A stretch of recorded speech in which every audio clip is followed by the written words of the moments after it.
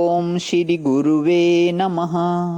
अज्ञानतिमिरान्धस्य ज्ञानाञ्जनशलाकय चक्षुरुन्मीलितं येन तस्मै श्रीगुरुवे नमः। ओम शांति शांति शांति। प्रणाम भवन। श्वेता श्वेतर उपनिषद स्वामी श्री अखंडानंद सरस्वती जी महाराज का दिव्य ग्रंथ, जिसमें भगवान हमारा प्रवचन 22वां चल रहा है। तीसरे मंत्र की व्याख्या स्वामी जी कर रहे हैं और बहुत सुंदर रहस्य पिछले उसमें आया था सत्संग में कि शरीर में रहने वाला अवकाश जब परिच्छिन्न नहीं है तो चेतन जो वस्तु है वह तो कभी परिच्छिन्न हो ही नहीं सकती। यहाँ हमारा सत्संग विराम किया था, यहाँ से आगे लेते हुए तो इस तरह से पीछे हटते हटते जन्म की याद जन्म से छुड़ाने वाली हो सकती है। हम जन्म की याद करके समझ सकते हैं कि किन कारणों से जन्म हुआ। यह को मैं मानना ही जन्म है। इदम को अहम मानना, दृश्य को दृष्टा मानना, जड़ को चेतन मानना, अनात्मा को आत्मा मानना, इसी का नाम जन्म है। जब पीछे लौटोगे तो देखोगे कि बिना सोचे बिना विचारे हमने ईश्वर को भुलाकर वृंदावन बिहारी श्याम सुंदर पीताम्बरधारी मुरली मनोहर को भुलाकर अपने सच्चिदानंद घन अद्वितीय आत्मा की ओर से नजर फेर कर हमने एक मांस पिंड को मैं मान लिया। इसी का नाम जन्म होता है। भला जब अपने चेतन स्वरूप को देखोगे तो ज्ञात होगा कि मानने से ही जन्म हुआ है, वस्तुतः जन्म नहीं हुआ है और इसलिए मृत्यु तो बिल्कुल हो ही नहीं सकती। क्यों नहीं हो सकती? कि जिसका जन्म हुआ है उसी की मृत्यु होती है। जिसका जन्म ही नहीं हुआ उसकी मृत्यु कहाँ से होगी?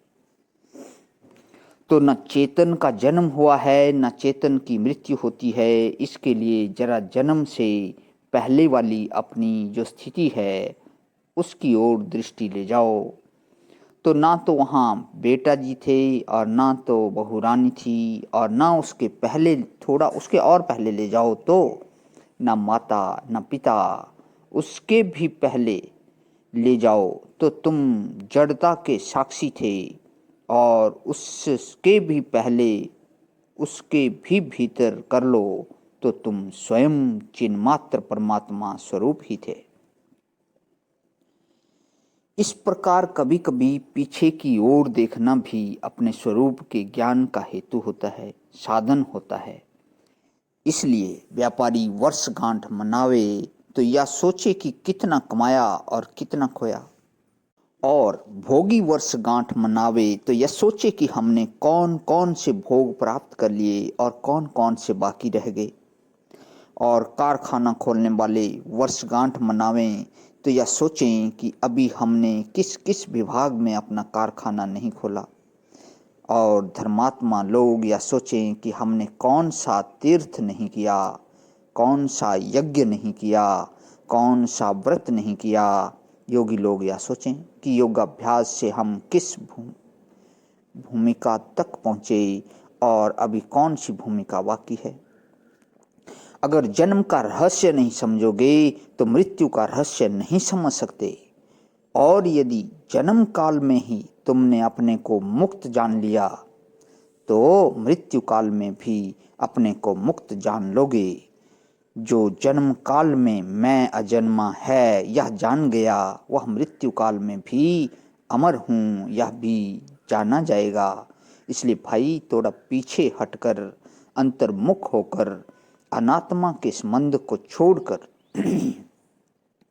जन्म के रहस्य को देखो। कम से कम साल में एक दिन तो ऐसा कर लो कि जिस दिन अपने जन्म कर्म मृत्यु का रहस्य देखेंगे। हम सबके पीछे बैठे सबको प्रकाशित कर रहे हैं, उसमें न जन्म है न मृत्यु है। अब महात्मा लोग जो हैं होते हैं उनके लिए आगे पीछे एक रस है।